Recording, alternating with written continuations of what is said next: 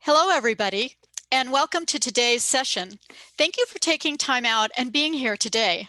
My name is Lori Burris, and I'm the Education Innovation Advisor at LinkedIn Learning, the leading provider of learning online videos.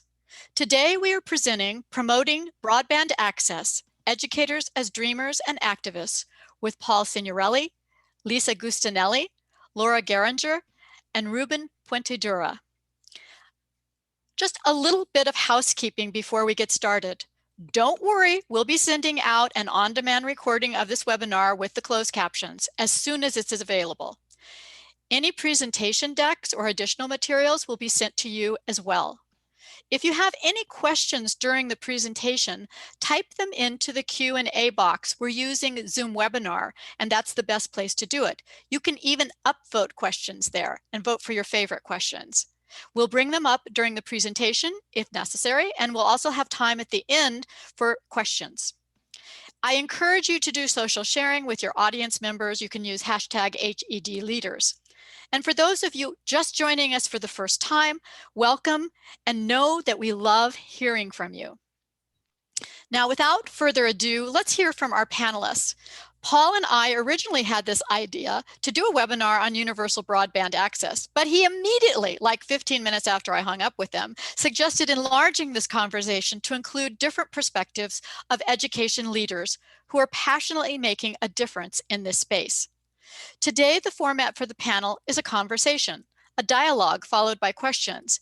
But I wanted to let you know this conversation we're having today happens weekly under the sponsorship of Arizona State University's ShapingEDU Connecting for Work and Learning initiative. So would each of you take just a moment to briefly tell us who you are and what your role is in this initiative? Paul? Yes, thanks, Lori. Obviously, from the screen, you can see that I have the title of Storyteller in Residence with the ShapingEDU project. On my own, I'm a writer, trainer, consultant, and presenter. And broadband is an issue that obviously is of interest to me because I use it every day in my work. And without connections to the internet, I wouldn't be able to do what I do. Laura? Hello, everyone. My name is Laura Geringer, and I serve as the community manager for ShapingEDU. I'm also a writer and a project leader and someone who's passionate about broadband equity and digital equity. So excited to join you here today. Lisa? Hello, I'm Lisa Gustinelli. I'm the innovator in residence for the ShapingEDU initiative. I'm also an instructional technologist in a K-8 school. And my perspective comes a lot, not only from higher ed, but also in the K-12 arena where broadband connection is very important for students to be able to learn and then for families to be able to work and connect. And Ruben? Hi, good morning or afternoon, everyone. Thank you all for coming. I'm Ruben Puentedura. I'm an education researcher and consultant. My work focuses on how technology can help transform education and uses that do or do not contribute in that direction. And these days as well, I'm working on a project which the ShapingEDU project at Arizona State University as the innovator in residence for the Black Swan Thinking initiative, which we'll talk a little bit more about during the session, I think, but deals with how do you build organizations that are at the very least resilient in the face of events such as the current pandemic. Thank you all. So before we get started with questions to you individually, I want to hear and kind of warm up our audience and our attendees today. The pandemic has exposed the holes in America's internet. We have a connection problem. Statistics from the Federal Communications FCC show that about 18 million people in the US do not have access to broadband from any provider. And those numbers are based on metrics that policymakers widely agree need fixing. The FCC itself reports that less than 2/3 of the US population have adopted high-speed broadband, which is defined as speeds of 25 megabytes per second for download and 3 megabytes per second upload. Some of the studies place the number of people without broadband access at 42 million or even as high as 162 million. So even as I'm speaking to you, the data is all over the place. You can see this is a herding cats phenomena. It's got a lot of different stories from a lot of different places. So my question to all of you, and you can put this in chat, is what's keeping people from connecting? What are the top 5 things that are really keeping people from being able to access the broadband? Just type away.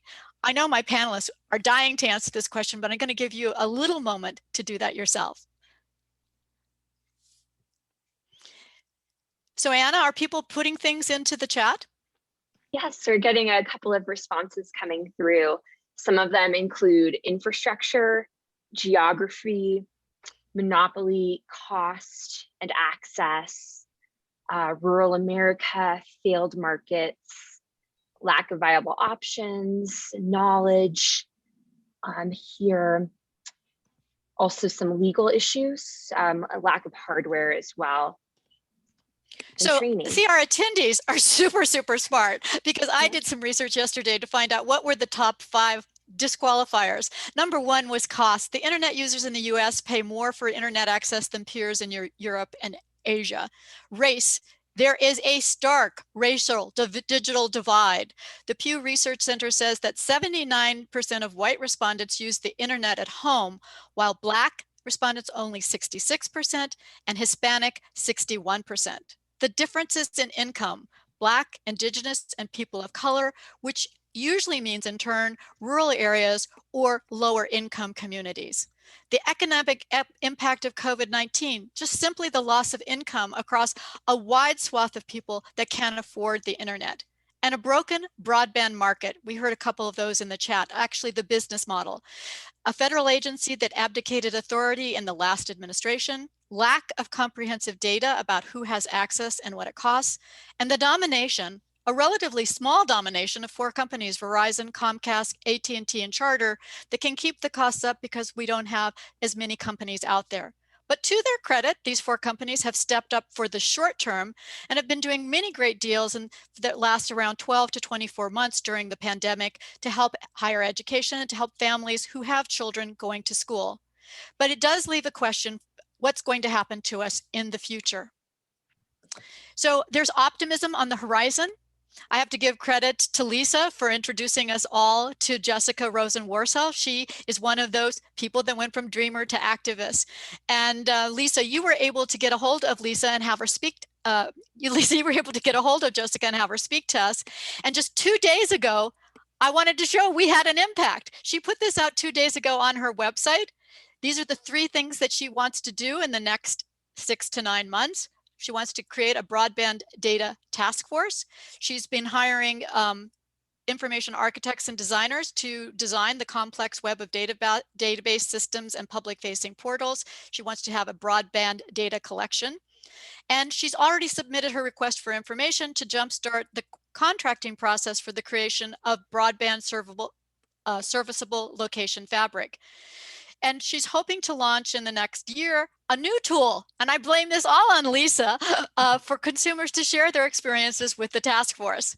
Lisa is our big time storyteller.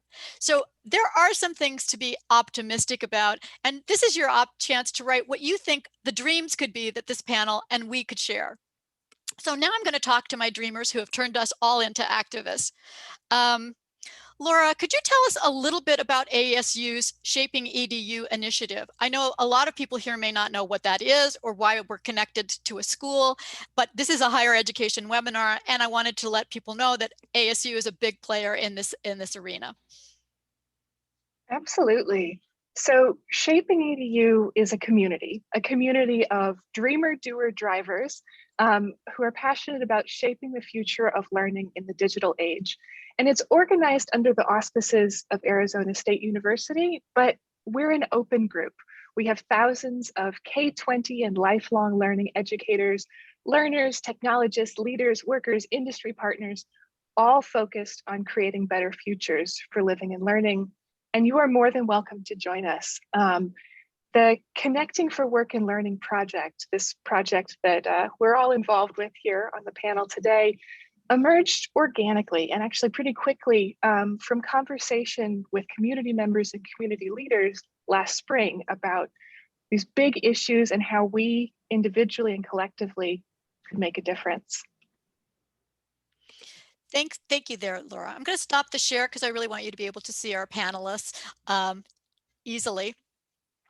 So Ruben, historically, there are some things we feel like we have always had. The US Post Office, delivering our mail, even to rural places on Montana, electricity, those light switches always work, except in Texas during a freeze, roads and highways so that we can get from one part of the country to the other part of the country.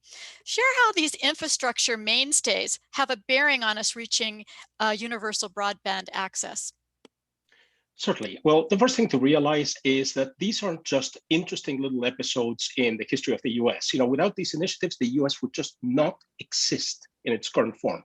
That's the first thing to realize. They made it possible for the US to become a country in the form it is today. So that's the first thing to realize. And then the connection to broadband becomes more clear when you realize there are two different types of effects that these initiatives can have. So take, for instance, rural electrification. That has a direct impact, right?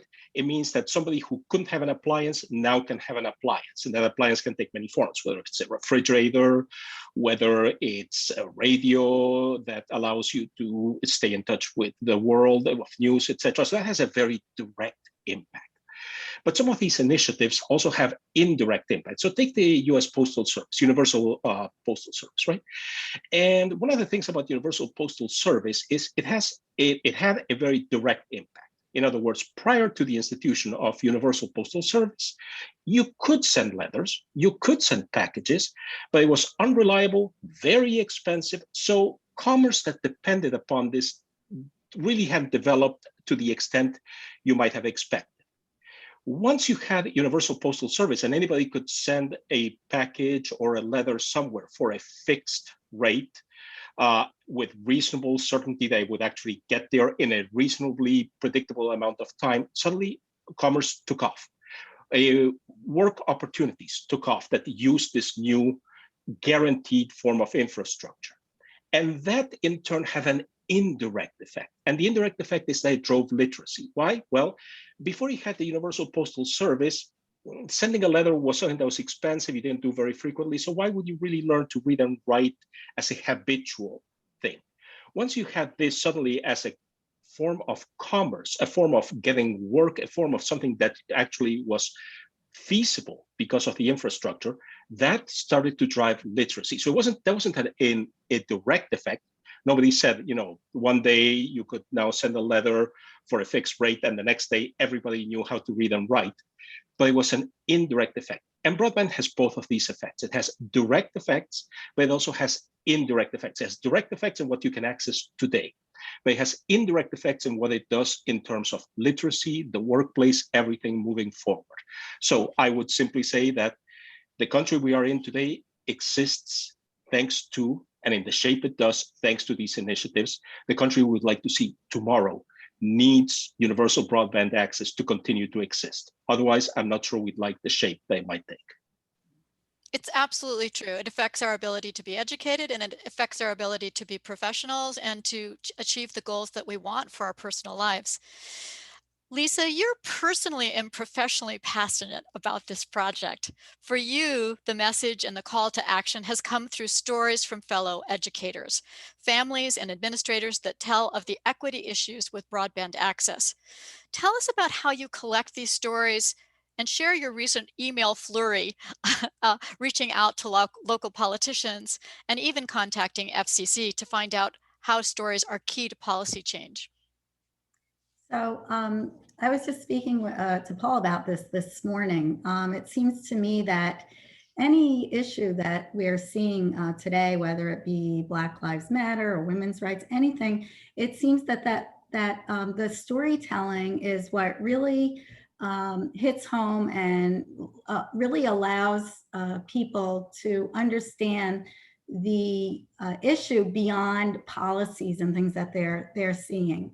So step one was with the help of Alice Keeler, I was able to put out a call to educators, families, administrators, with the question, just like the question we asked you at the beginning, how is this affecting you? And if it's okay, Laurie, I just have a really short one I'd like to read because I think it really shows the impact.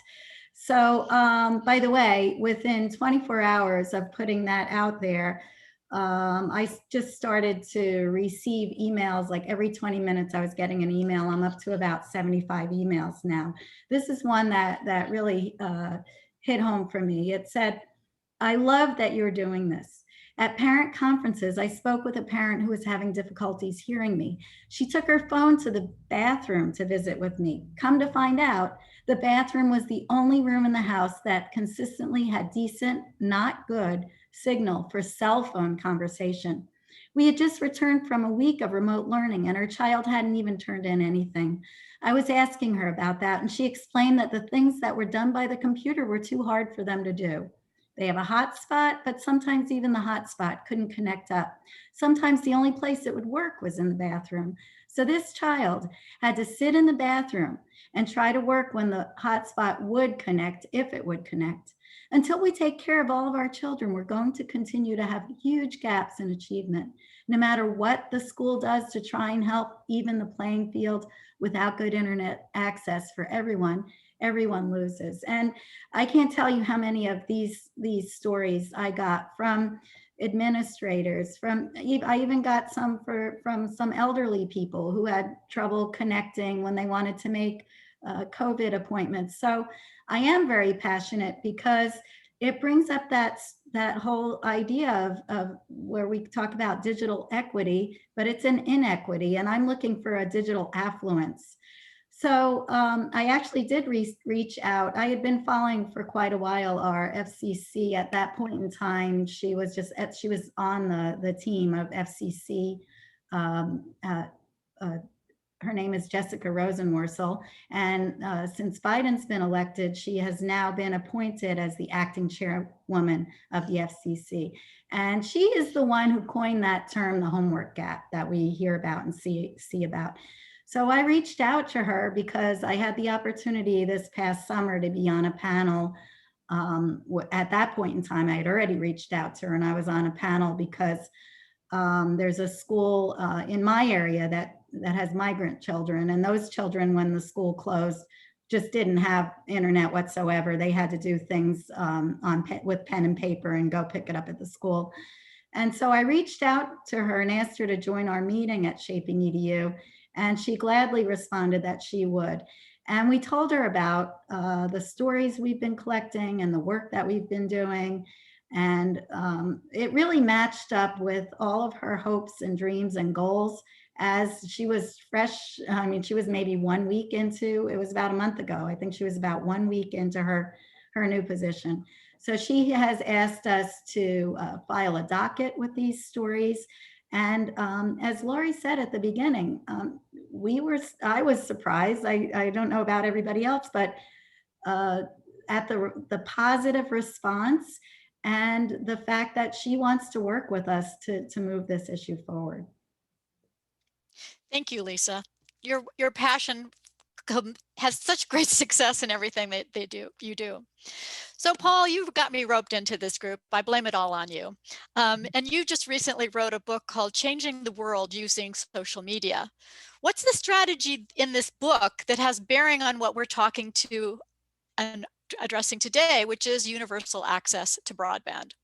Well, I think everybody here who's listening to us today and participating in the chat probably understands that we're all big on storytelling. So that's at the center of the book. The book tells stories of people that we don't normally think of as activists who have become activists because there's that one little issue that speaks to them and makes them get involved, and then they grow and grow from that.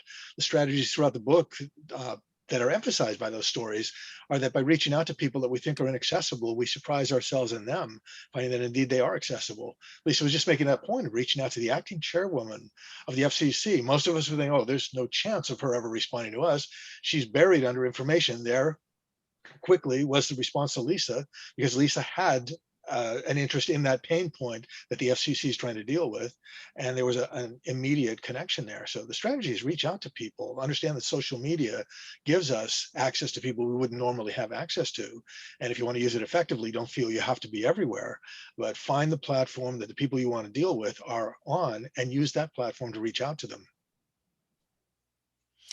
So these are all great answers, and now I'm going to open it up. We can just fight over who gets to answer the questions at this point, or you can all chime in. Even though schools, and particularly in higher education, colleges and universities, are attempting to address the broadband issues or lack of them, there are many instances where they are unable to help and support students. International students with different time zones who live in smaller communities or remote areas, rural students who don't have access, students who feel uncomfortable admitting to needing or sharing their economic status by sharing their home environment, or accessing the internet on a shared pipeline where the number of users actually impacts their ability to connect. These are some of the major problems that I, as a professor, have had all of these experiences this past spring. On campus, we can offer a somewhat equitable situation if they all show up. But now we know from the pandemic that it doesn't work in the online arena, that our promise of online courses is severely flawed. What kind of work do you think we need to do in higher education to address the on-campus versus off-campus, online versus face-to-face issues that broadband is posing?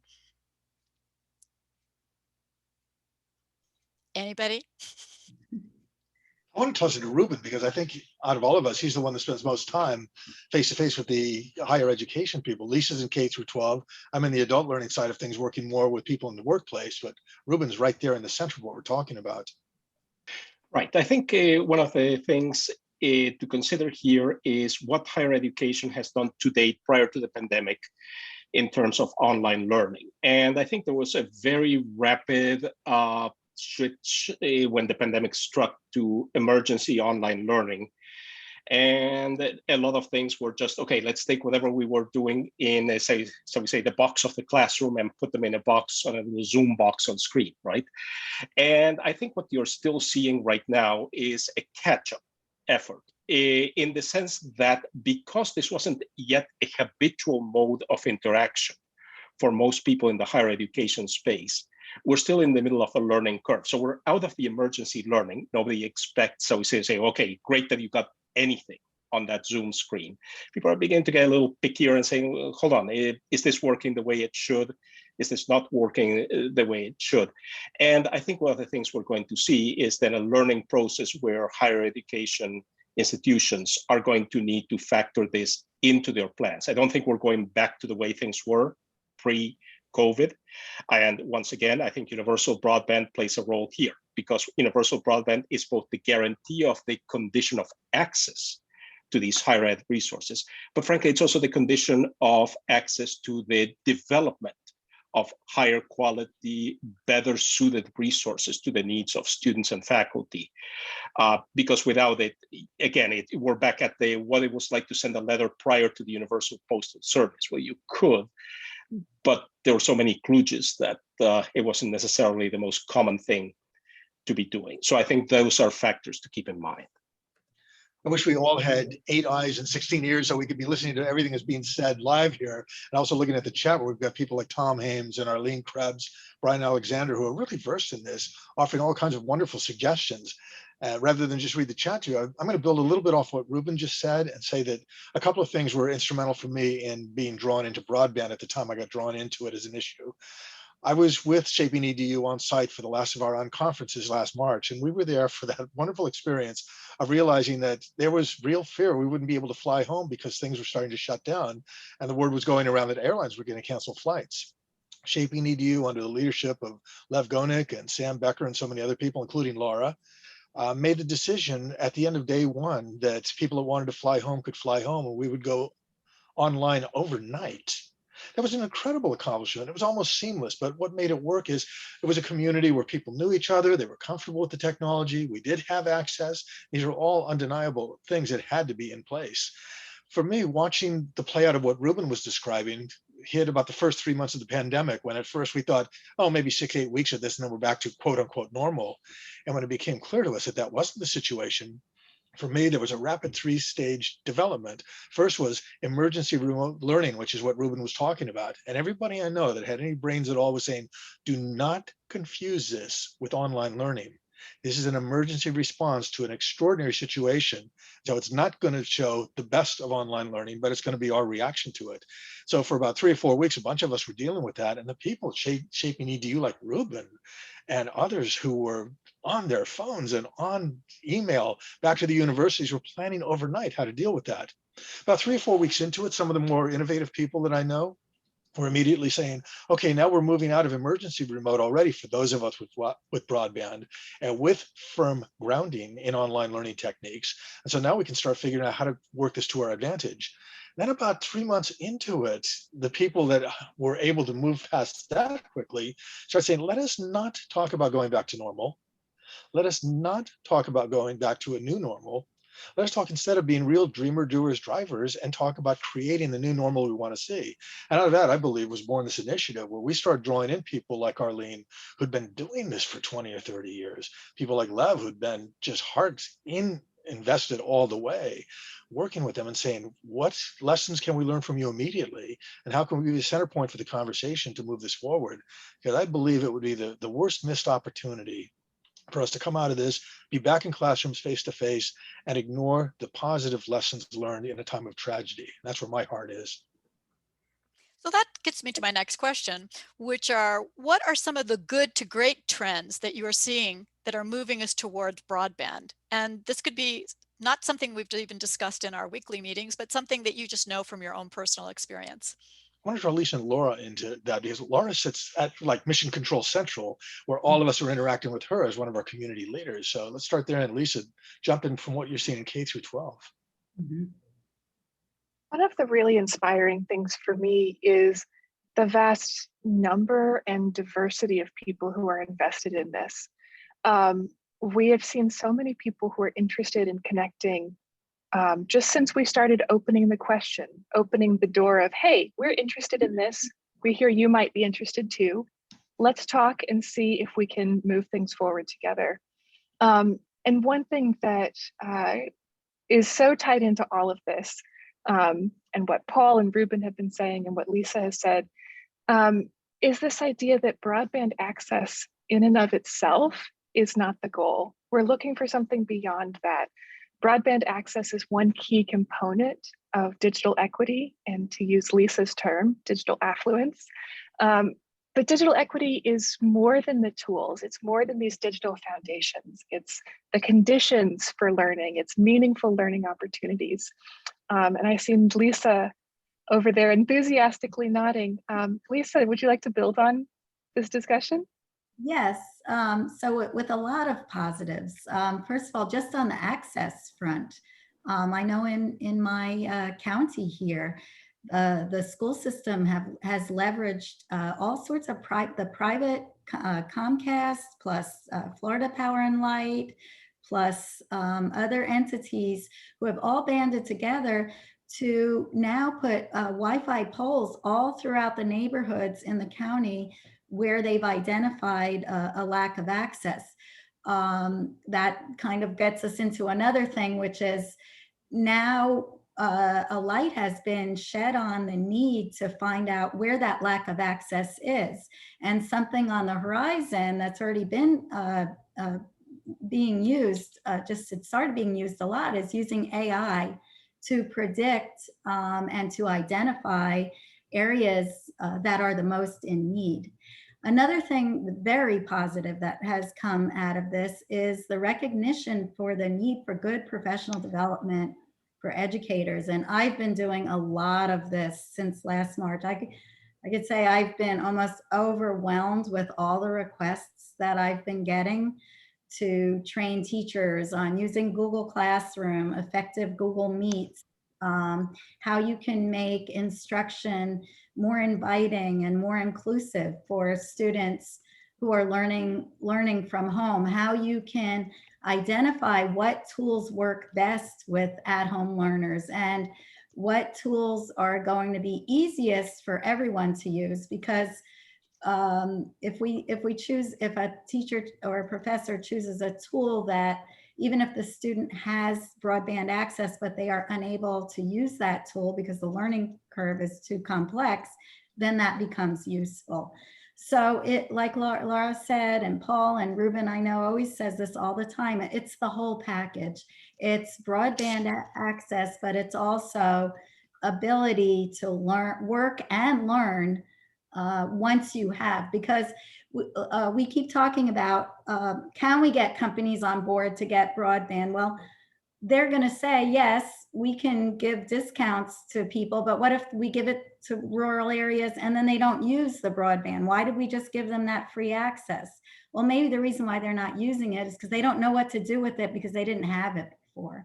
So the education is an important piece. I wanted to share a couple of things that I've learned too. I did a little bit of research before this panel. There's some new things that are happening. To Ruben's point, when we see disruption like this, we come up with new models.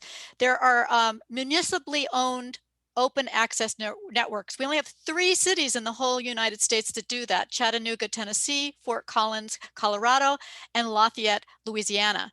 There are 20 states that restrict or ban municipal ISP. And it's this need to, as you guys keep reiterating, the recognition that internet access is fundamental. It's building a vision of internet access that's both inclusive and driven by community needs. So we're seeing some groups actually buck the norm to try something different. I've seen wonderful partnerships like Lisa here in California, where AT&T partnered with the Department of Education, which is leading me into my next question. There's a lot of players out here that have to get on board, and there's a lot of misinformation and data that's all over the place, which is one of the things we're seeing FCC did. And another announcement, a very positive announcement, is yesterday FCC announced that their funds have come through and that families now can apply for assistance. And those rules are up on they're all over the LinkedIn feed right now. And I'm sure if you go to the FCC, you can find out about that to get on to broadband for all of these different families and students. So that happened just yesterday. Great news.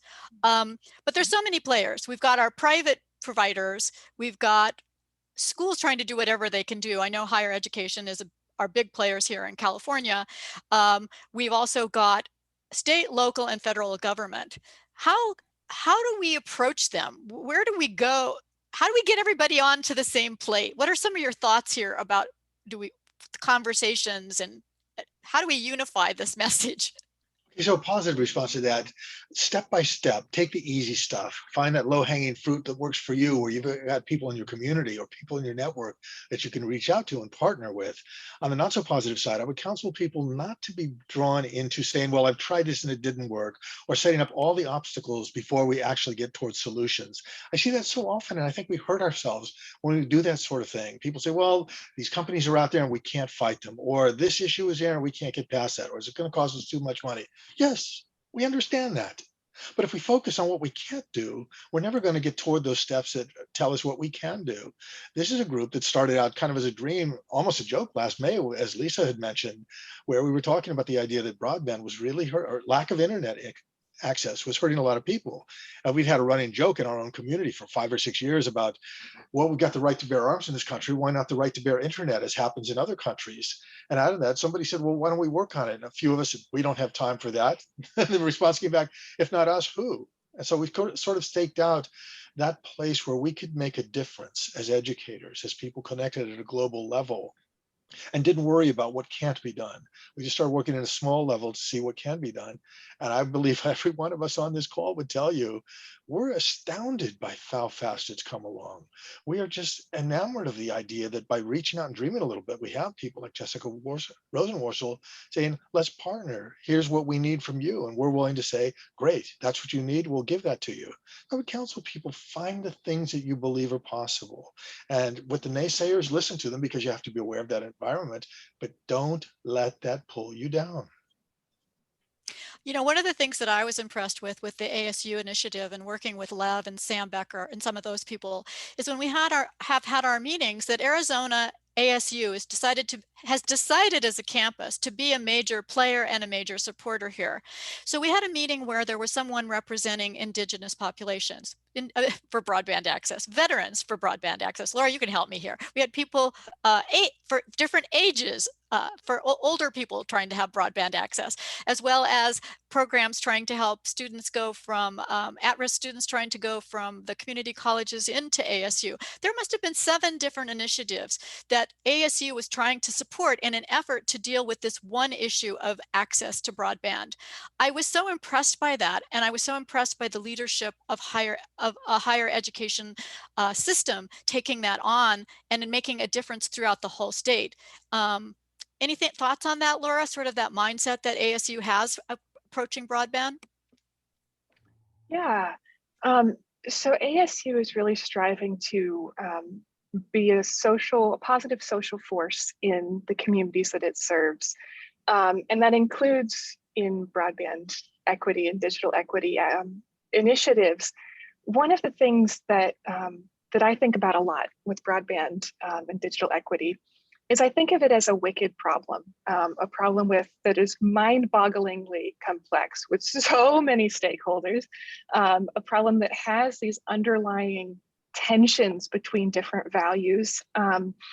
And what gives me hope is what Paul was saying, approaching this with a look at what can we do, what is working right now, and how can we build on that, sort of an appreciative inquiry perspective, where we learn from different perspectives and really try to understand where these different people are coming from, where people who prioritize one thing over another, what their experiences are. I have so much to learn in this space, and that gives me hope.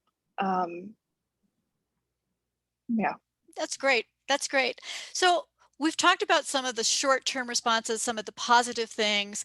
We know what some of the negative things are. You guys did a pretty good job of identifying those in the chat early on.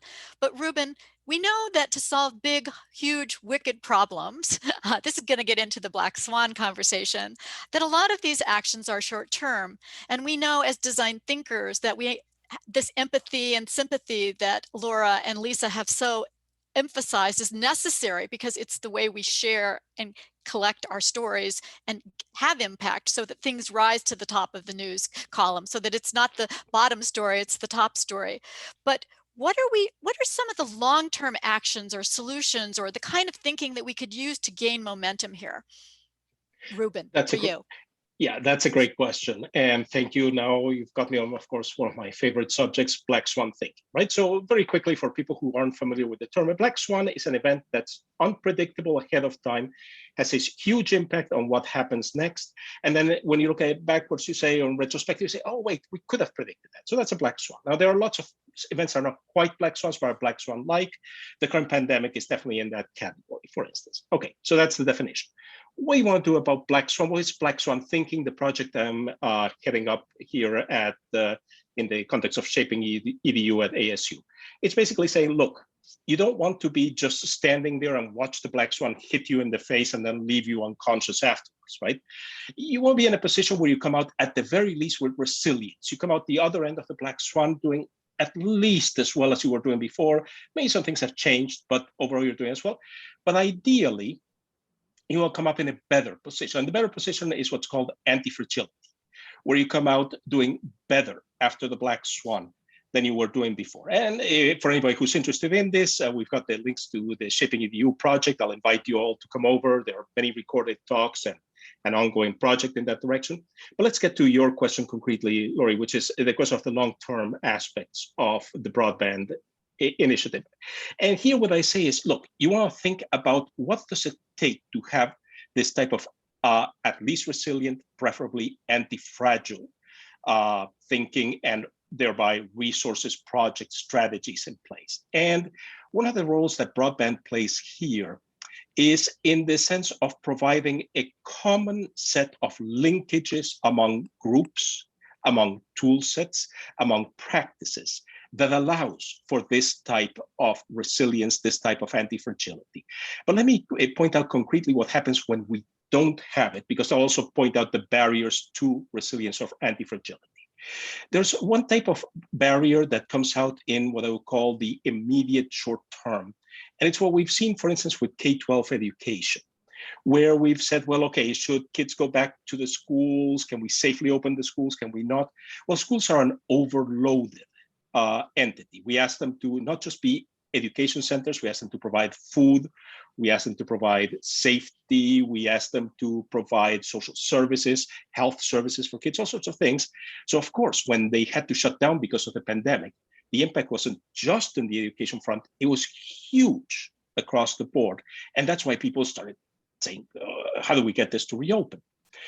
If we had had universal broadband, we could have more effectively said, hey, let's think about how we might disaggregate these functions into different locations and provide for them better. So I could say, for instance, well, I have these empty buildings that now don't have office workers in them. Maybe if I have universal broadband with access to this, I can create local nuclei where kids can go to. I can use the broadband to provide them access to remote instruction, remote health services, and so on. I can use the broadband information to better disseminate information about food safety, health services. But we didn't have that in place. So some communities had this, some did not, and you see the results. And that's one of the aspects of what I would call a key component that broadband provides to, at the very least, resilient practices or anti-fragile practices. But there's also a broader picture, and it came up in the chat just a few minutes ago, actually, which is the aspect of also, it has those where you might say, well, this community did better because they had the broadband, this community did worse because they couldn't use it as part of their response to this. But there's a bigger picture, and the bigger picture is given to you, for instance, by vaccination. Right now, vaccination depends crucially upon access to broadband. But we have communities that have never had access. We have communities that, while they've had access, are not habituated to using the technology. So there you have a real issue, for instance, with some groups among the elderly population in that regard. So what you have there is, in a very real sense, a hampering of the effects to vaccinate everybody as a result of the lack of a universal broadband initiative. But that's now creating a certain brittleness, a certain lack of options for resilience, a lack of options for anti-fragility on a national scale, because vaccination, it's not just a question of whether this community or this group gets vaccinated. You need almost all of your population to be vaccinated for vaccination to be effective. So that's the other type of long-term thinking we need to be doing. And I will simply point out in closing on this, that if you look at some things that happened before, such as, for instance, the Affordable Care Act and the rollout of the Affordable Care Act and some of the problems encountered there, such as the financial crisis of 2008, if we go back, etc., and access to labor markets and early forms of remediation of unemployment and so on, the lack of universal broadband already hurt things there. So this was, or should have been taken as a warning signal going forward. My hope is now that, at least with COVID, we can take this as, okay, we cannot postpone this anymore. True Black Swan thinking, true resilient and anti-fragile thinking requires that we incorporate this as a, not a would be nice, but a must do, can do. Yeah, we just got to keep it top of mind. We're getting to the point where it's almost time to open it up to the audience. I'm going to share my screen again because I really want to promote 3 actions that everybody can take today, that you don't have to feel like you're inadequate or there's nothing that you can do. And they're actually, the first one, Laura, you might talk about, is you can join this project team. Absolutely. So I'm putting in the chat a link to sign up to join the project team. As I mentioned, ShapingEDU is an open community. It doesn't matter if you're in higher education, it doesn't matter if you're in K-12, if you're passionate about shaping the future of living and learning, we'd love to collaborate with you. A changing group of us meets approximately every week to try to move this forward. And I hope that you will consider joining us. Yeah, and there's no shame, no blame. You can go as many times or as few times as you want, and all comers are welcome. And I say this Absolutely. to all the higher education people out there that are looking for more support or trying to form a group where more of these discussions can happen, and they can bring it back to their own higher ed campuses. Number two, Lisa, tell us about this exciting new course that's being developed. Okay, yes, we're developing a course because it came out of one of the meetings where we were really discussing so many different ideas and different things that we could do to help others become activists. I'll pass it to Paul in a minute because I think he's our chief activist on the whole panel here, but I hadn't had a lot of experience with being an activist before this. I mean, I'm been passionate and I have a lot of things I care about that maybe I have been an activist, but I was thinking that it would be great, and we all thought this, and Ruben had the idea of a course, of a place where someone could come and go and just get ideas and tools and links and kind of like a game plan for, okay, I want to make some change. What would I need to do to make change? And one of the good things that came out of writing this course is one of our working sessions, it just happened kind of organically. We said to ourselves, well, if we wanted to make a change, where would we even begin to write to our local government or the FCC chairwoman or the president or anyone? So in one working session, we were actually able to draft a letter template that if you go into this course or you go on the homepage, you'll see this working template where you can just grab it and put your local person's name in there. And it's just a good way for you to be able to reach out. And I'm going to pass it to Paul because Paul is our Well, because I want to get to the Q&A of the audience, so I'm going to cut you off right there. And the last thing is you can share your story. You've got a place, all of you probably have a story out there, and we want to collect those stories and put them together. We are going to be submitting them to the FCC. We're going to be having them on the course website. Maybe one of you can address, there's a March 31st event, which is basically a share and tell session, correct? Laura, why don't you describe that? Yeah, so on March 31st, we're gathering a large group, and we hope you'll join us to concretely move this forward. So we're creating a storybook as well as some resources for educators and change makers looking to take action in their own contexts. And so most of that session is going to be a working session.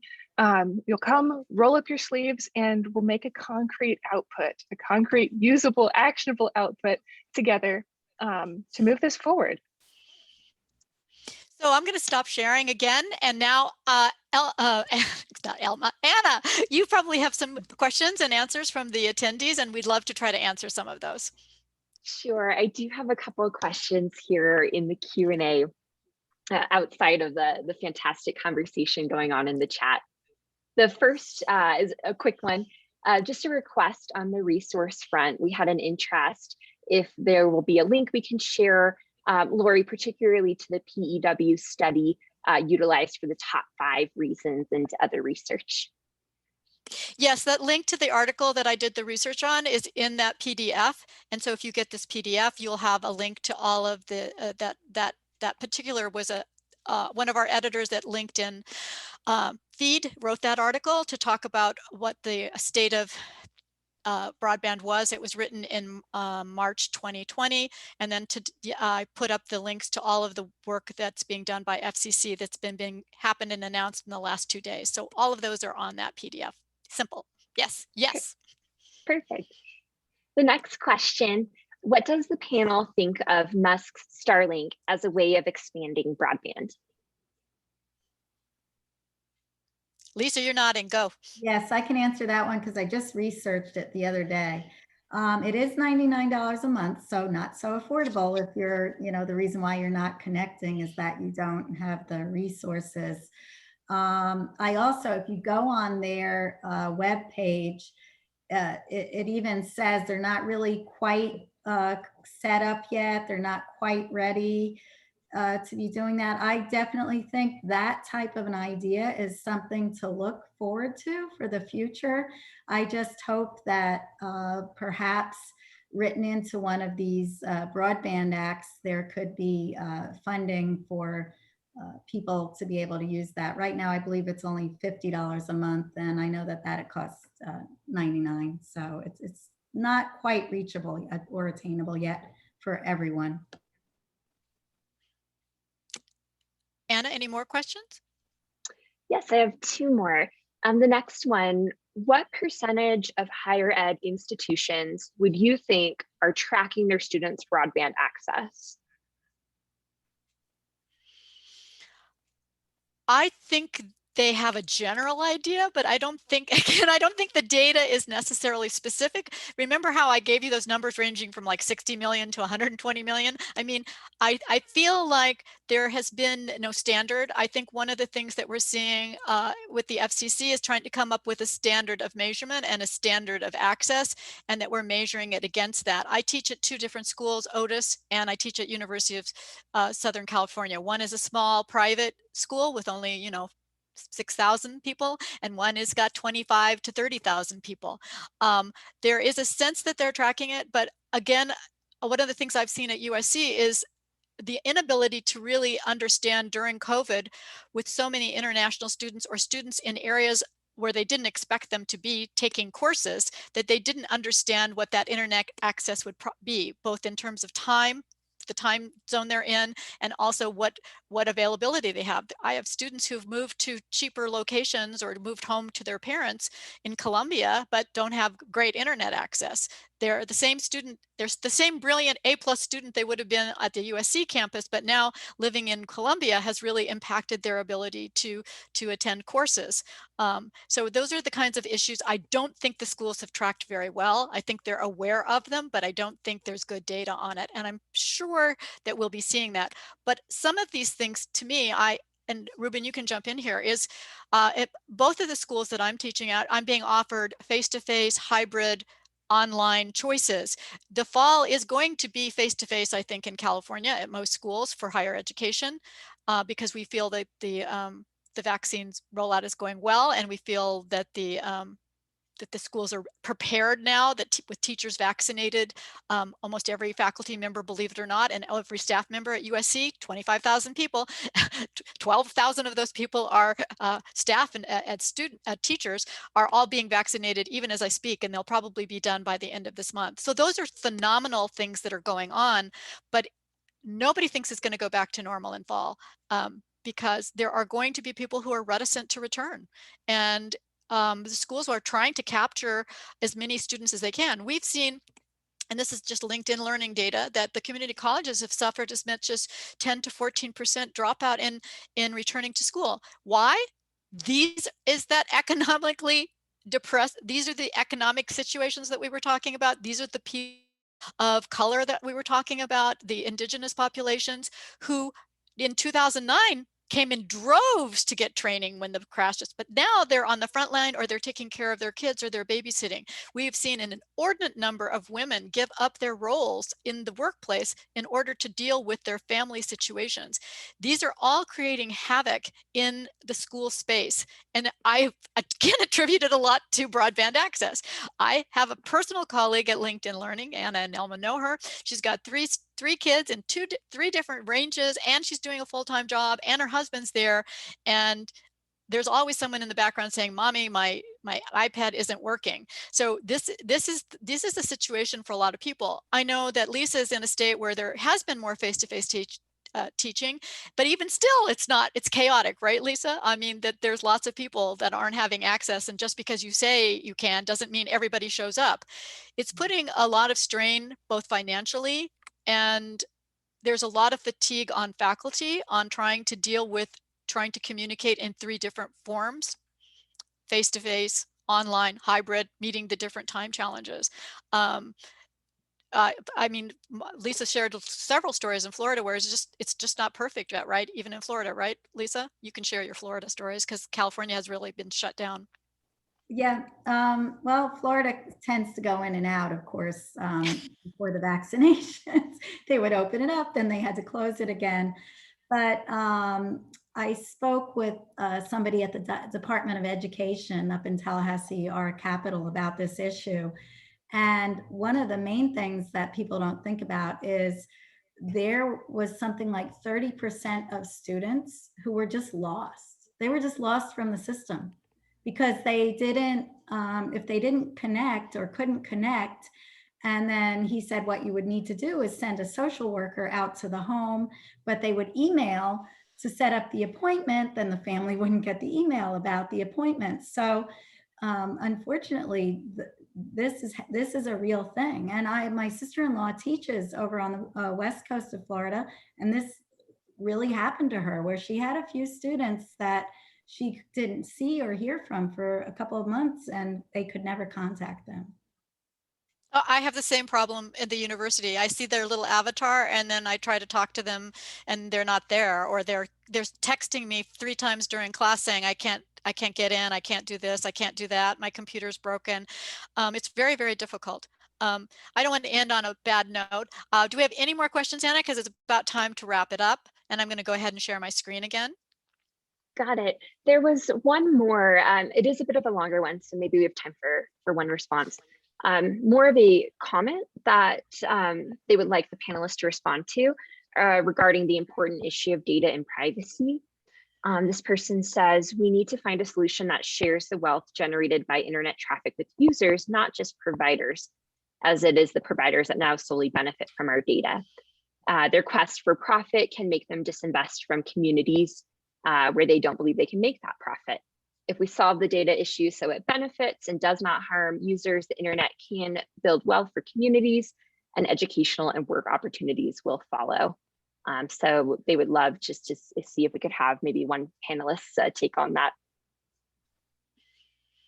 Ruben, do you want to handle that in the context of the conversation, the session that you and Brian did a few years ago in the New Media Consortium talking about that very issue? Yeah, I mean, it's a huge, huge question. But very briefly, I think I can't really do justice to it in the time we have left. I'll be very brief. What I will say is that the whole question of both the value of people's participation, the commercialization of private information, and the value of that information to the individual, to a company, and so on, is a crucial one. But again, I don't think we're going to get to a good answer without everybody having a stake in it. So there are many, many different aspects to it, how it has come to evolve, what has worked, what hasn't worked, where the real issues are, etc. All of this needs to be discussed. But I do want to keep coming back to that issue that I mentioned before. Without the universal broadband access, people have very uneven stakes in the conversation. People have very uneven possibilities to participate, and the capacity to shape of what's going on really becomes uneven. So I think to get to a good answer there, we'll need the universal access to be a component of that answer. Thank you, Ruben. And that's really the gist of this. We've got to get all the players talking to each other and seeing where there can be mutual benefits for all of them in terms of the business model and in terms of equity. Thank you, Paul, Lisa, Laura, and Ruben. And you can come and join them any Tuesday if you want to. And thank you, everyone in attendance. We appreciate you being here. I want to let you know that we have a regular monthly series going on. Up next is Closing the Equity Gap. We're really concerned about all issues of equity at LinkedIn Learning. We have found that this is really a network gap. We'll have Dr. Gregory Hale, president of the Broward College from Florida, and Kelly Cooper, who was the former vice chancellor of West Hills Community College District. So you'll be hearing from 2 people that lead some of the biggest schools and community colleges across the country. In May, we'll be having Rochelle Clemens, who's been a CIO at about 4 or 5 different universities, talking about what it takes to be a CIO in this new world. And actually, all of us need to become agents of change. So don't not come just because you're not a CIO. We all need to be superheroes in this next new normal. All of this is available to you. You can go on and get any recordings from the past as well as the future. And again, thank you. Let's give a big hand to our panelists. And I hope I see you next Thursday. Thank you all.